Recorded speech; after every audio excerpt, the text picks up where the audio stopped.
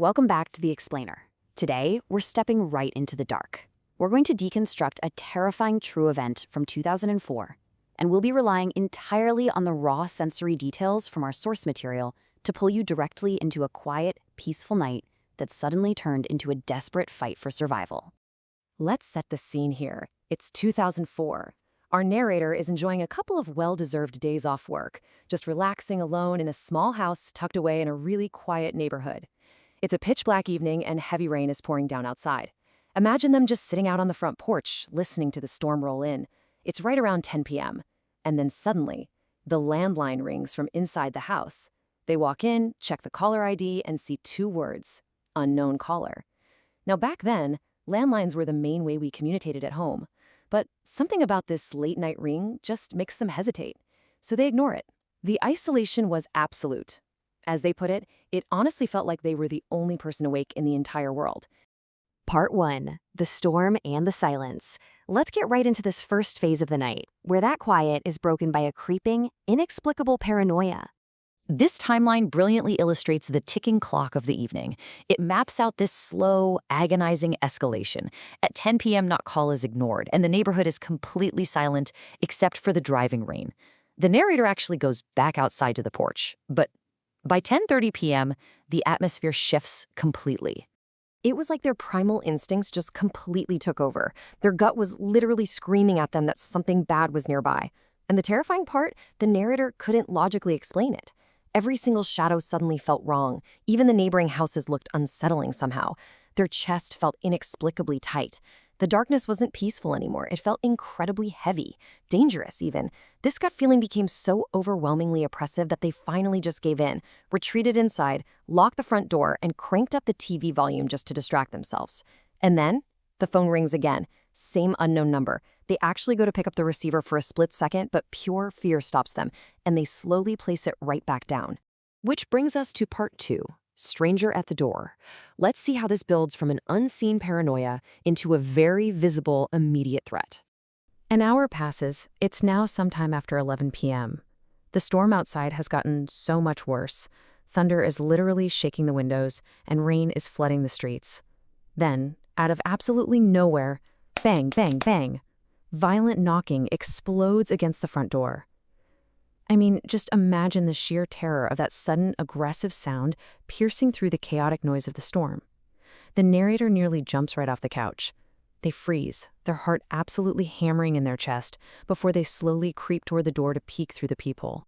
And looking through that fogged glass, a man was standing there, dressed entirely in black. A black hoodie, a masked face.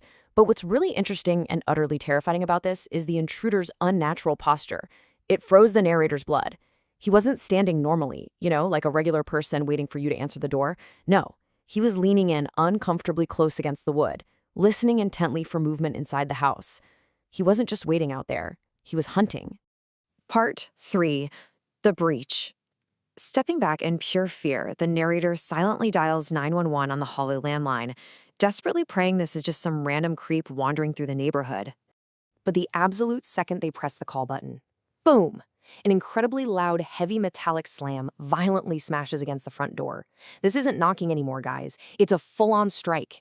The force is so immense that the narrator literally watches the physical door bend inward toward them. The whole frame shifts, and the horrific reality hits them instantly. He is forcing his way inside, and there are only seconds left. 10 seconds later, crack! The front door bursts wide open. And the acoustic contrast here is incredibly jarring. On one side, you have the deafening roar of thunder and rain violently flooding into the house through the broken entrance. But from the intruder, complete, absolute, unnatural silence. For a full minute, there are no rushing footsteps. There's no heavy breathing, just the roaring storm outside, and a terrifying void of human sound inside. Part 4. Footsteps in the dark. In those fleeting seconds right before the door gave way, the narrator sprinted into the downstairs bathroom, leaving the wall phone behind, completely trapped in the pitch black, while a masked man stands inside their home. Now, the crucial point here is the intruder's pace. It is chilling, heavy, calm, controlled. He isn't rushing around like a burglar looking for a quick score. He moves like he has all the time in the world.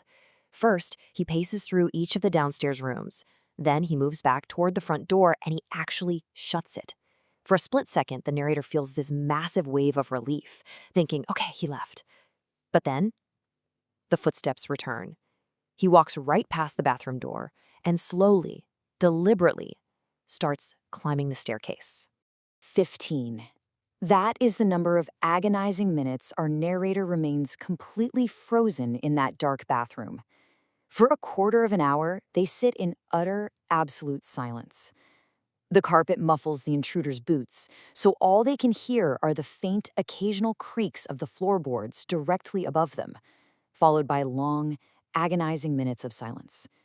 Every single time they think about leaving the bathroom to make a run for that wall phone, pure fear completely paralyzes them, because they keep imagining the intruder just standing silently at the bottom of the stairs in the dark, waiting for them to make a move.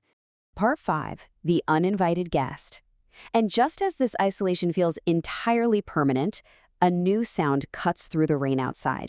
Police department. The cavalry arrives. You see, the 911 dispatcher actually received that incomplete call right before the door broke. They heard nothing on the other end, but that silent line prompted officers to come check the house. Hearing those authoritative voices on the porch, the narrator explodes out of the bathroom, barely even able to speak, and frantically points the officers upstairs. The police draw their flashlights and head up into the dark, and a minute later, they drag the masked man downstairs in handcuffs. But the truly chilling climax of the night was what the police actually found when they cleared that second floor. The intruder wasn't ransacking the place, okay? He wasn't stealing valuables. He was lying calmly on the narrator's bed, just relaxing, like he completely belonged there. He had taken a knife and a gun and placed them neatly on the dresser right beside him, just waiting. It is absolute proof that listening to those screaming survival instincts, ignoring the door, hiding in that tiny bathroom, is the very thing that kept our narrator alive that night. The man was arrested, but he never once explained why he chose that specific house. Maybe it was completely random, maybe it wasn't, but it's a stark, terrifying reminder of the absolute fragility of our safety. Think about that unknown caller that started this entire nightmare. Let me ask you, if your phone rang tonight, in the dead of night, in an empty house, would you answer it?